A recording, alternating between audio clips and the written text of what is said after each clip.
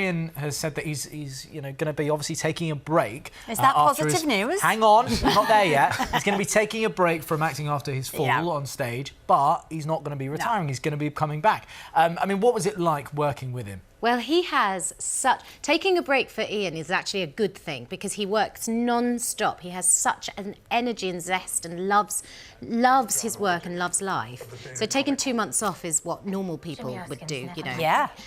But he was just... Honestly, it was one of the biggest privileges of my working career, I think, working with him. He is just the loveliest, warmest, but he pinches himself every day that he's able to do this job. I mean, it's mad to think that because he's so brilliant. He's an icon, isn't he? But he's so down to earth and grateful to be there, and that's why I guess he still works all the time. He's got, you know, he just loves the work and a lovely man. Well, you two are brilliant together, and in the film, your character Nina, she reads all the reviews.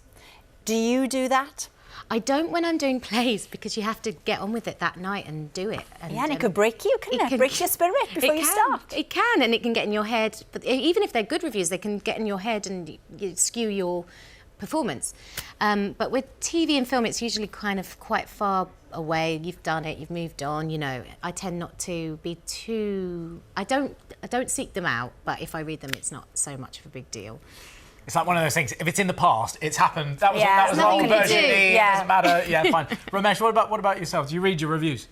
I'm quite a divisive person. Right. So there are some critics that just like really hate me. And so like every time they'll just like really go in two-footed on me. I quite enjoy reading those because it's sort of...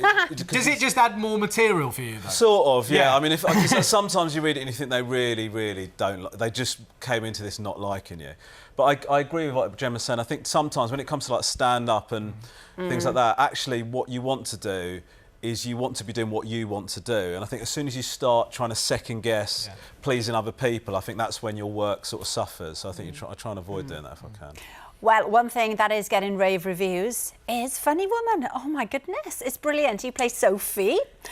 What can you tell us about her character and where we find her at the beginning of this series? So this is the next series. So now she's established. She's the nation's sweetheart, very successful comedian, groundbreaking. She's got her own sitcom.